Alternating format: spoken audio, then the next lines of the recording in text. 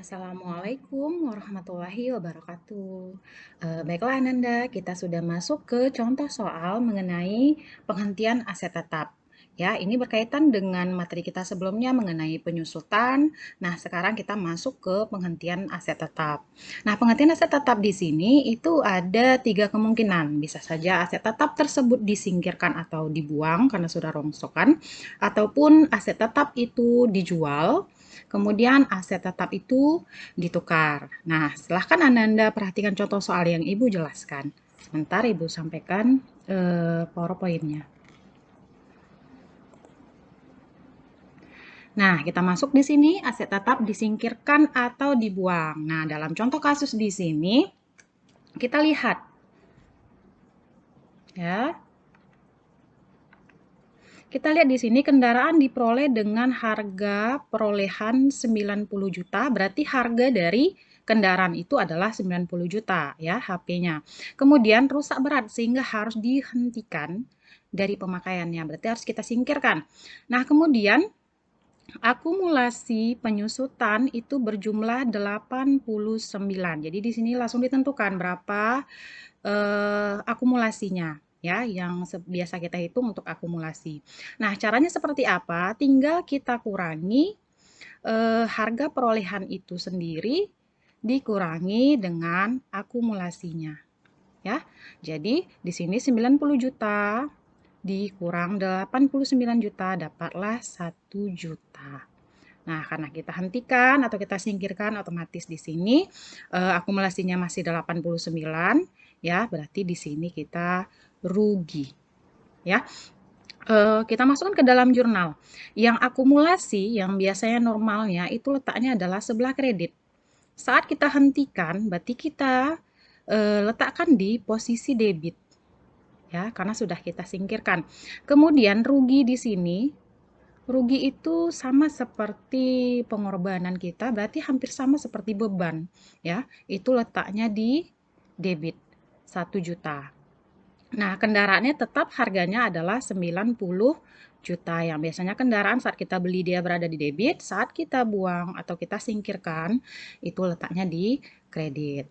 Nah, itu untuk aset tetap disingkirkan atau dibuang. Kemudian contoh yang kedua, bukan contoh yang kedua, kasus yang kedua itu adalah aset tetap dijual. Ya, dijual di sini. Tadi kan itu yang pertama tadi disingkirkan atau dibuang, yang kedua adalah dijual. Nah, untuk dijual di sini contohnya mesin harga perolehannya adalah 120 juta.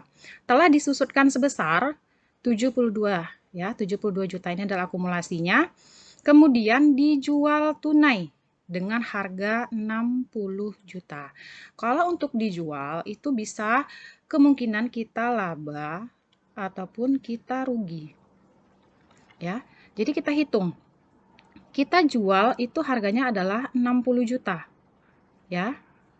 Harga yang kita jual ada 60 juta. Kita hitung dulu berapa sih nilai buku dari mesin yang awalnya 120 juta awalnya harga perolehannya sudah disusutkan sebanyak 72 juta.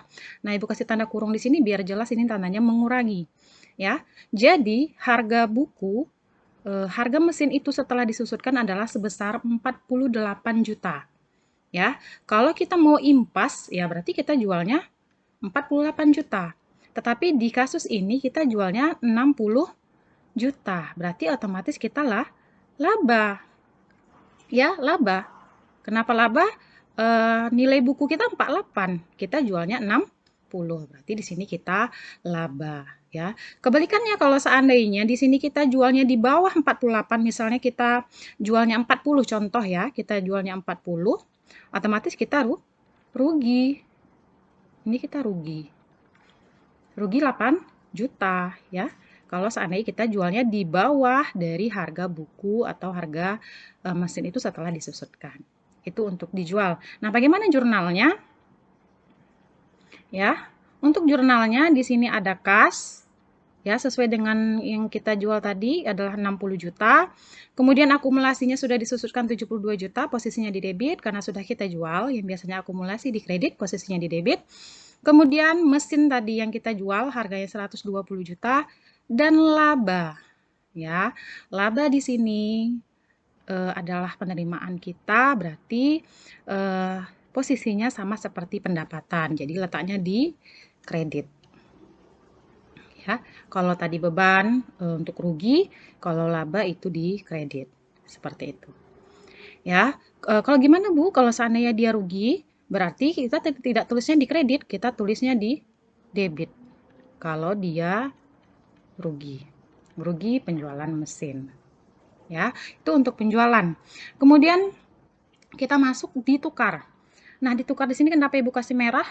Ya, karena ada penukaran untuk yang sejenis dan ada penukaran untuk yang tidak sejenis ya. Di sini dia mobil ditukarkannya dengan mobil ya, kendaraan sama dengan kendaraan ditukarkannya. Berarti dia sejenis ya. Kita lihat di sini harga mobil adalah 90 juta, mobil lama ya, kita anggap ini mobil lama. 90 juta. Kemudian telah disusutkan sebanyak 56. Ini apa? Akumulasi. Kemudian ditukar dengan harga mobil baru 130 juta. Nah, hitunglah rugi atau laba jika kita menambah 97 sama kita menambah dengan 93. Kita harus hitung. Ya, kita masuk ke perhitungannya. Nah, di sini harga beli mobil baru tadi adalah 130 juta. Kita bandingkan dengan mobil lama. Mobil lama adalah 90 juta dan sudah disusutkan sebanyak 56 juta. Berarti nilai mobil lama adalah 34 juta. Ya, di sini harusnya untuk supaya dia sebanding mobil lama dengan yang baru, harusnya kita menambahnya adalah 96 juta. Harusnya kita menambahnya. Tetapi di kasus yang pertama, kita menambahnya adalah 97 juta uang yang kita tambah. Harusnya 96 supaya kita tidak laba, tidak rugi. Nah, di sini kita nambahnya 97. Otomatis kita rugi. Ya, rugi kalau kita menambahnya 97 juta. Kemudian kita lihat lagi perhitungan yang kedua. Nah, perhitungan yang kedua sama ya, masih sama. Berapa kita harus menambahnya adalah 96. Tapi di kasusnya kita nambahnya adalah 93 juta. Berarti di sini kita laba. Ya, karena harusnya menambah 96, kita tambahnya 93 juta, tambahan uang tunainya. Ya, materi ini sudah ada di materi ajar ataupun di modul, Anda bisa perhatikan di sana. Nah, di sini laba 3 juta. Kemudian yang perlu diperhatikan Ananda, untuk aset tetap yang ditukar sejenis, laba tidak diakui. Jadi 3 juta ini tidak diakui. Nah, bagaimana sih pencatatan jurnalnya? Nah, seperti ini. Untuk yang tadi dia rugi, yang A ya. Kemudian tadi dia laba, itu yang B. Masukkan mobil baru karena di sini kita beli tukar dengan mobil baru, berarti otomatis dia bertambah debit. Akumulasi penyusutan mobil ya, ini mobil lama. Akumulasi penyusutan mobil lama adalah 56 juta. Kenapa sih Bu ada lama ada baru? Supaya membedakan, karena kan sama-sama mobil. Akumulasinya tadi 56, kemudian masukkan ruginya tadi. Ya, rugi kita tadi adalah 1 juta. Ya, kita masukkan ruginya 1 juta. Kemudian harga mobil lama 90. Kemudian kas kita dikredit. Kenapa kas kita dikreditkan? Sini tadi tambahan uang tunai kita. Ya, berarti kas kita berkurang. Kas kita berkurang 97 juta. Ini untuk pencatatan jurnal yang rugi. Kemudian untuk pencatatan yang laba, yang B tadi. Ya, mobil baru di sini yang awalnya 130 juta awalnya. Dikurang dengan laba kita tadi. Laba kita adalah 3 juta. Nah, inilah yang tadi labanya tidak diakui. Ya. Laba tidak diakui. Jadi, di mana dialokasikan labanya? Di sini. Jadi, harga mobil barunya tidak lagi 130, tetapi 127 juta. Ya, akumulasinya masih sama. Akumulasinya masih sama, kemudian mobil masih sama, kemudian kasnya adalah tambahan uang tunai kita 93 juta. Nah, itu untuk aset tetap tukar yang sejenis. Nah, kita masuk yang tidak sejenis. Berarti di sini kita tukar, kita punya truk, kita tukar dengan tanah. Ya, kan beda jenis ya. Makanya dikatakan di sini tidak sejenis.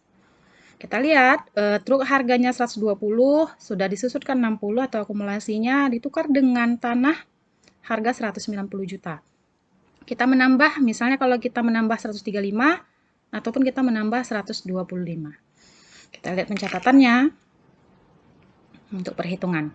Ya, kita masukkan harga tanah dulu di sini. Ini harga tanah yang mau kita tukar. Kemudian kita harga truk kita tadi ada 120, sudah disusutkan 60. Tinggal 60. Selisihnya berapa antara tanah dengan truk? Itu adalah 130 juta. Harusnya kita tambahan kita adalah, kalau kita mau impas, tambahan kita adalah 130. Tetapi di sini kita menambahnya 135. Berarti kita jadi rugi. Minus ya, rugi 5 juta. Nah, kalau yang kasus yang B, kita menambahnya 125. Kita menambah 125. Berarti kita laba. Kenapa kita laba, Ibu? Karena kan di sini harusnya kita nambahnya 130, tapi kita tambah 125. Uang kita keluarkan. Berarti kita laba 5 juta. Nah, untuk jurnalnya, nah, untuk aset tetap ya, aset tetap yang ditukar tidak sejenis, laba itu diakui. Tetap dibuatkan jurnalnya. Tetapi kalau yang tadi tidak sejenis, yang sejenis itu labanya tidak diakui. Ya, masukkan harga tanah. Ya, ini oke, ini Ibu salah ketik, harusnya 190 juta. Ya, kurang nolnya 1. Ya, kemudian di sini masukkan tanahnya 190 juta, akumulasinya rugi debit ya. Masukkan truk di sebelah kredit karena sudah kita tukar dengan tanah. Tanah di debit karena kita tukar dengan tanah, otomatis tanah kita bertambah. Uang yang kita keluarkan tambahan uangnya 135 di kredit. Untuk yang dia laba sama masukkan tanah, masukkan akumulasi, labanya letaknya di kredit. Ya, sudah balance. Oke, Nanda, ini untuk contoh kasus yang akumulasinya sudah ditentukan. Nah, bagaimana Ibu kalau seandainya akumulasinya belum ditentukan? Berarti kita harus hitung sendiri. Nah, Ibu contohkan. Nah, di sini seperti pertemuan kita kemarin mengenai metode garis lurus. Contoh ya, di sini di tahun 2020,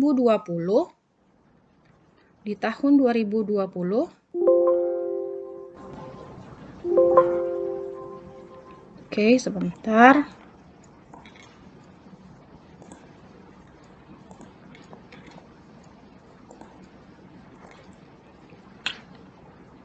Ya, ini di tahun 2020 Ibu contohkan bulan Januari. Januari 2020 aset tetap dihentikan.